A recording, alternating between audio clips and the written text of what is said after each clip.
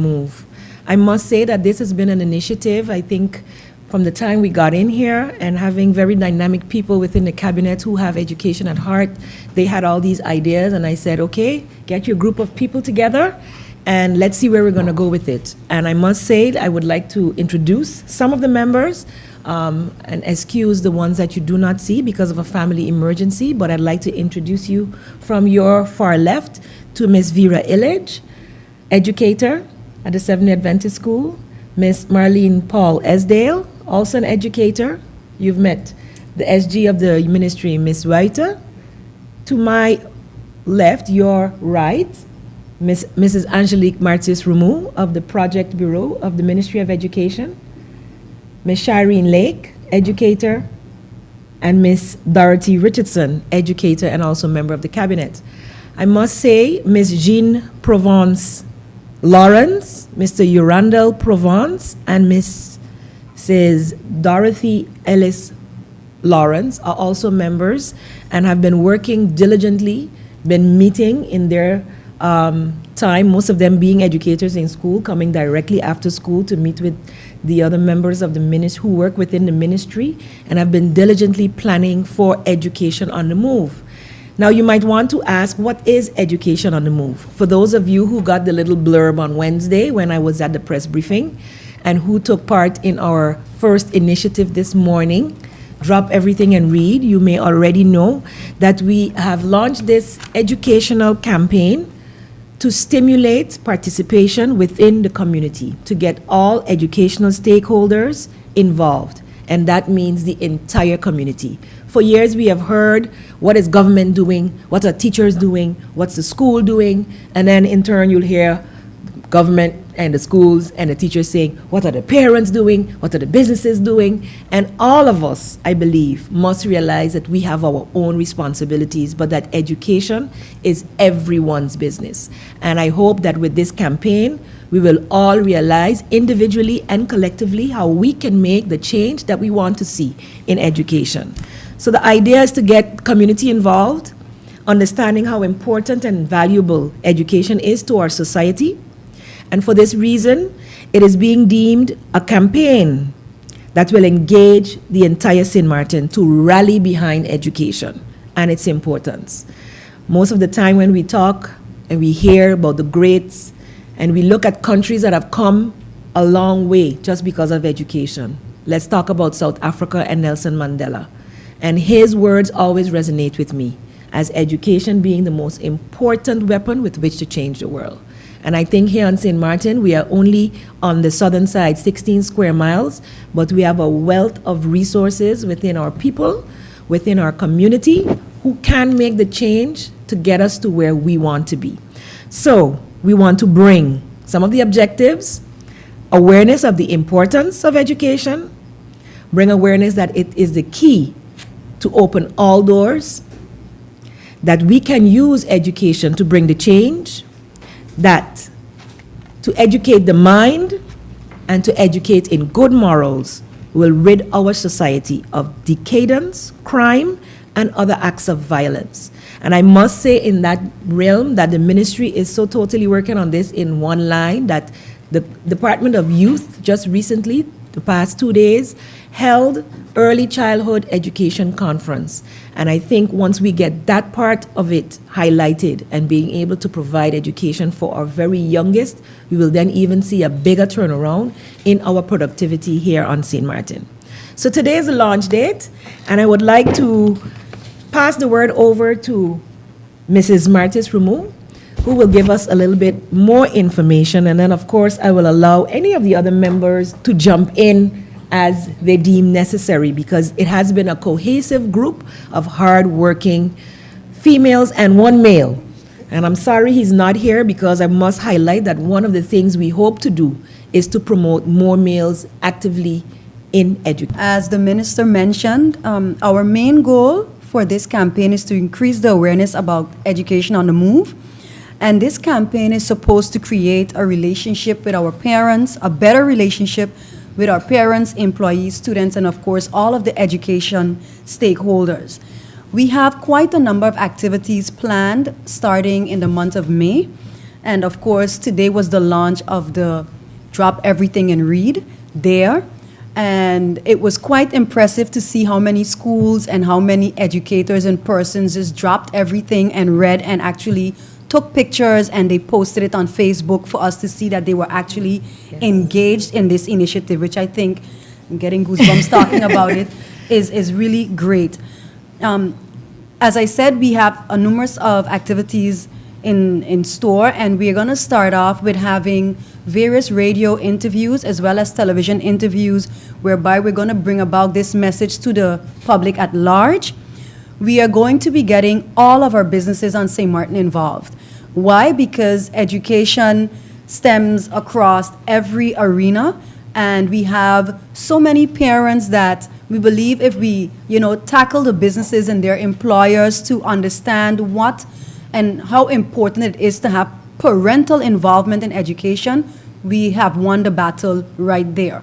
So we are going to be approaching businesses to have them collaborate with us and become partners in the sense of not only looking for, of course, their contribution, financial contribution, but also for them to help us spread the word. We're going to allocate a month to each business, whereby we are expecting them to drop everything and wear our T-shirt on Fridays. As we know, Fridays for most businesses are dress down days. And besides just wearing the T-shirt on Fridays, we're going to be expecting them to also be giving out paraphernalia that, promotes education. So that is something that we're really looking forward to. We're also going to be something that we're all excited about, and it's more further down in our campaign, of course, having a rally whereby we're going to have, if we can, we're hoping we can get the entire island involved, but definitely all of the schools on the Dutch side of St. Martin to march for education. And in this, you're going to see tons and tons of students, teachers, staff, Parents. walking, parents, the businesses, of course, once they allow their employees to come out, marching for education, promoting education on the move. We also have our Teacher Appreciation Day. That's going to be in October, whereby we're going to be working along with the UNESCO chapter here in St. Martin. And that's going to be a great surprise for our educators, because our educators here often feel like, nobody pays attention to them. And we are changing that, because educators are one of the most important persons, I believe, people in the lives of our students. They are with them, I can say we are all educators, with them at least for the half of their day within school. So we have, we want to bring across what is the importance of reading, the importance of attending school. We have compulsory education, and I believe that even though we have our seminars, etc., that elaborate on what the importance is of compulsory education, a lot of persons don't understand the concept. So we're not only going to be on the radio, on the TV, but we're also going to be providing seminars whereby we're going to collaborate with our partners in the ministry. Some of them are here with us today, that are capable of disseminating that information to the public at large as it regards the importance of compulsory education. Also, the knowledge about our multifaceted educational system. As you know, we are very unique in St. Martin. We have a lot of different educational systems, and a lot of persons do not understand, and they don't realize the vast choices they have. So you don't basically have to do what everybody else is doing, but you can understand the system and choose what is best for your child. So we're going to also be sharing that knowledge with the public at large as it pertains to that.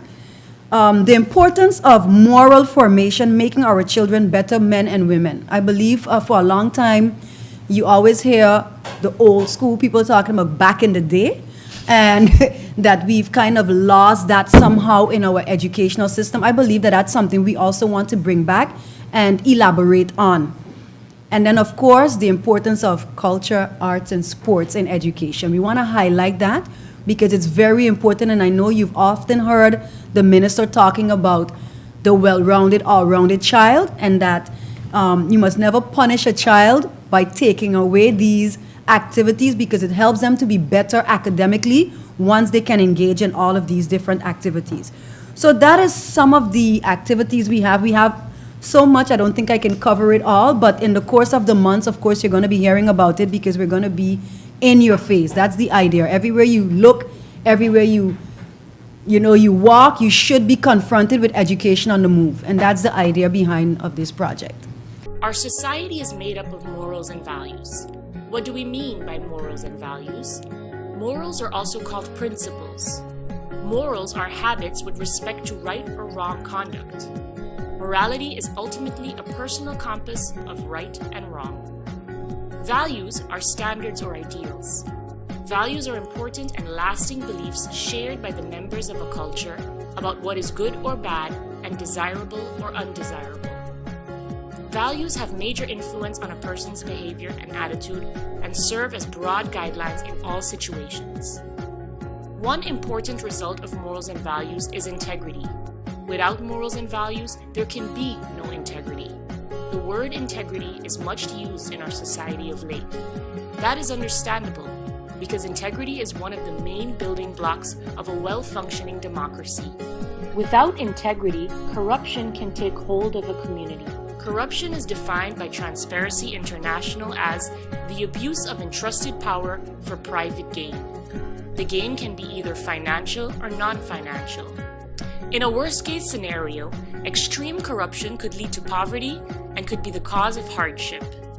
An impoverished community can quickly turn chaotic and unstable. This scenario should make it clear that the fight against corruption is necessary. More importantly, every one of us, as citizens, must take responsibility for this fight. We should all be concerned about the spread of corruption, which can be compared to a virus capable of crippling government, discrediting public institutions and private corporations, as well as having a devastating impact on the human rights of populations. This committee has been quite busy.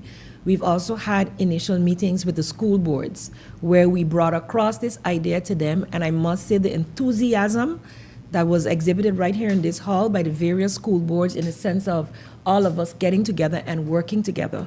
And at the end of the year, especially during exam times, and so we're comparing and we're talking about which school is doing better than this school or which school is doing better than the other.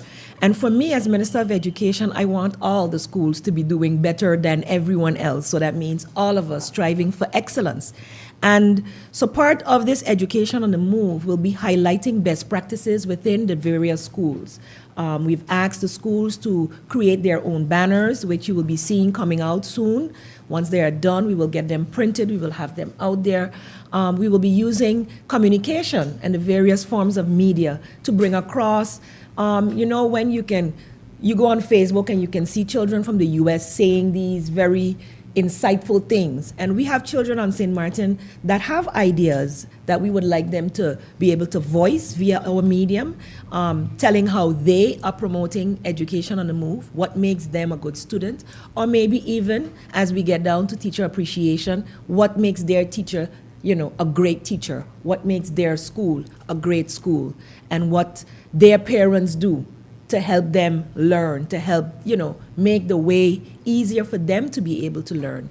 And I think once we start highlighting the positives of the various schools, of the various teachers, of the various systems that we have, we will see a community realizing that though we are challenged, that we still have quite some positives, and if we build on those positives, it will slowly eradicate the negatives. So I really would like to commend the school boards for coming on board. They had several ideas to add to what was already on the table. They pledged to collaborate with us as a committee. The committee is, yes, initiated by government, but we would like to see that it is something that continues regardless to which government is sitting in power. And therefore, the aim of the committee is to actually not move away completely, but to be completely independent. And that's why for most of the things they execute, that they're really looking at that input from the community. So yes, we as government will also contribute to what will be taking place within education on the move, but we are also providing a lot of the human resources the human resources to get it moving. And as long as we stay inspired, I believe that we will achieve the goal with which we have set out in terms of getting everyone involved. Something that I put out last night on my Facebook page was some simple suggestions. As parents, what are you doing to get education on the move for your child and maybe even the other children who are within your circle? Reading is fundamental, and that's why we decided to start with the literacy and promoting literacy. And this was something that actually was in our schools before, that it was, I believe, every Monday morning for 20 minutes to a half an hour, everybody stopped and read. I thought it would be important to send it out throughout the community, not just in the schools. Because one of the reasons I believe our students are not reading as much as they should or could is because they're not seeing us reading as much as we should. Whether we read on black and white, paper, or we read tablets, or we read off our phones. Someone asked one of the members today, but I don't have anything with me to read. I'm like, open up your phone. You could go straight to, just Google any topic you want to know about, or even educational quotes. I mean, you'll be surprised the amount of things that's out there. We're in a meeting this morning, and I'm trying to, hey, it's time for us to read. And luckily a law was being presented, so I had to read. And we were reading, and there was a term used, and automatically you go to your phone and you look for the definitions, and a whole other spin-off of the conversation happens. So don't discredit technology. We as the older ones tend to say, oh, the youth nowadays, all they want is a device in their hand. Well, that same device teaches them a lot, and they have to read a lot in order to learn even more. And they can learn a lot. We are promoting also ICT in the classroom. That's one of our projects also going to be coming out. And so we're hoping that with ebooks and e-learning that we can also catch our youth who are so technology oriented and teach our elders to be more technology oriented, because the world is not stopping. We are only evolving, and we have to catch up. Our children are the technological natives, but we as the immigrants have to learn how to survive in this world. So I'm really trying to get I'm impressed with the few messages. I saw videos of as young as 2-year-olds holding up picture cards, and mom holding up picture cards and asking, what is this? And you're like, but that's not reading. But that's where reading starts. Reading to your children, reading with your children, having your children read to you. Maybe it's the newspaper. Maybe it's their project that they have to do for school. You as a parent, even if it's a half an hour a day, can make a difference in how important your child sees reading. So those were just some simple, and that's to a parent. And if you don't have children, I'm sure you have nieces, nephews, or you have some extra time that you can volunteer at a school. We didn't mention that. But volunteering is another aspect of, you cannot pay for what we really need. We don't have the money to pay for what we really need. So to make that difference in our schools, we will need volunteers. We will need reading mothers, fathers, grandmothers, grandfathers, uncles, aunts, and godparents. That village, because we're thinking the village is only in your neighborhood. But you can be the village because you live close to a school or you work close to a school. And we're hoping that the business community will give you that time. We'll be trying to formalize that. But I'm throwing the gauntlet out there and challenging the business community. See how you can make a contribution. If you can't contribute in finances, you can donate some time if you have the willing employees that would be willing to give a half an hour a week to whether it's a school program, an after-school program, or even a program in the weekend. I don't know if it would affect you on the job, but I believe we can do a lot. And some businesses do a whole lot, but when it comes to allowing their employees time off, not so much. So I'm really hoping that with the start of this campaign, that it resonates within each and every one of us that education is important and we all have a contribution. And your school always has a book week, and it's coming up, and it falls right in line with what we're doing. So they're doing their book week, but it will get an extra push from Education on the Move. It will be promoted. We'll record it. We will hope that with the assistance of the ministry's communication department, that we could get it up on our websites, and that people can, who are not able to be at the Book Week parade or not able to visit the Oranje School and all the other schools that are doing wonderful things where education is concerned, that they will be highlighted. So it's about shining a light on things that may have been happening all the time but have not been promoted to the general public. The Drop Everything and Read program, I would like to encourage that it continues on a weekly basis. I was puzzled between Monday or Friday, but I think Friday is better. End of the week, maybe you can make it a kind of a fun activity. You can have the children bring in a book that they would like to share with their students, with the other students. Parents, drop everything and read at least once a day for me, please. It's not on the job, at home with your children. I know on the job we can't force it, especially someone said, but if I'm at the cash register, how am I going to drop everything and read? So I know with some jobs it's a bit difficult, but I believe, find a time within your day, even if it's not a time that we're doing it at schools and within jobs where it's easy to read, that you do it. I'm really pushing for that with literacy is concerned. I'm really hoping that during the vacations that you encourage your children to read. Start keeping a log. Make it a competition. How many books can you read from now until the end of the school year, which is July, all the way down in July. School starts again mid-August. So before school starts, set a challenge within your family on how many books you will read and have a dare. And I think that would be an excellent way for us to promote it. We'll be promoting education on the move with all 27 schools on St. Martin, all daycare centers, the universities, the NIPA, the business education centers. There are many small hospitality centers and the like.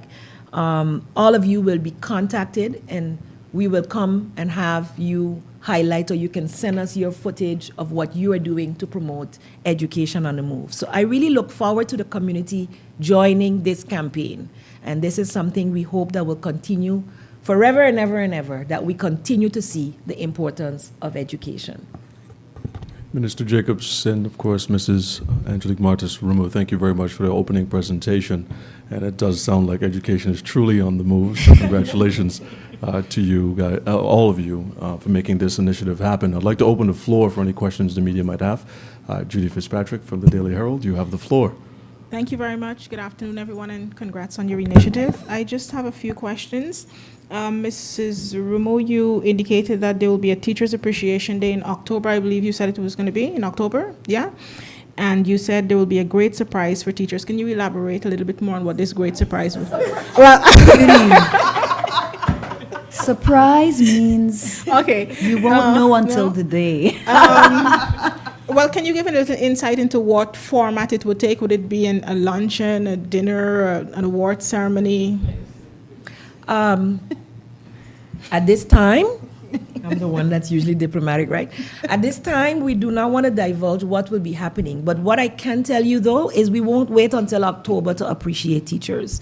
Okay. We are looking at ways to show our appreciation for teachers. As I said, once we have the students highlighting the little videos on why my teacher is a great teacher, those little kudos mean more than any gift you can get. When you can get parents saying, I really looked forward to my student being in this teacher's class because this teacher does this. The other day I was invited to USM, where 2 second grade teachers from the MAC school had a literacy final event where they said they were promoting. So this is something that already happened, but as soon as I get all the photos and the okay from them to post those pictures, we will be putting that out there. They are examples of good things to do. So those teachers came up with ways to increase reading in their classrooms. They had charts, the children, and then you're learning so many different things because they're seeing how to, the different types of charts, like if you read 4 books and you had, your stack is higher than who read 2 and who read 10 books. So it was a bit of math, a bit of reading, and they saw that the children were excited about reading. The parents got involved in it, and more of them visited the library. And so they had this culminating event where they had dignitaries and other theatrical people come and read to the students. And it was I was excited to be a reader for these children, to see how excited they were. And when you asked the questions about what you read, that they were so insightful, because some of it wasn't so overt, but the underlying messages these children of 7 and 8 years old were able to pick up. So I think we are doing a big disservice to our children in saying that, our children are not learning as they used to. I doubt that that is the case. Education is just moving so much faster. And promoting these best practices and promoting the teachers that do this throughout the year is actually the goal of the EOM, that we will have special things in October during the entire month, but as we go along, we're looking for ways to encourage male teachers to join the field. We're looking at ways to elevate the profession once again. In discussions with the SG and with others within Council of Ministers, there was a time when teachers were looked up to as the top after doctors. So you had God, preachers, doctors, teachers. Right? Was it something like that? And so we would like to raise the esteem again for teachers in the important jobs that they do. That teachers can make or break children, and that we need to really do our best to encourage the best to become teachers, to highlight the best practices of teachers, and encourage those who are not doing as good a job to aim to reach to that level, because we want the best for our children. So look forward, Judy and the community, to a year-long promotion of teachers, culminating in October or highlighted in October, because Teachers Appreciation Day falls in that month, with something a little extra.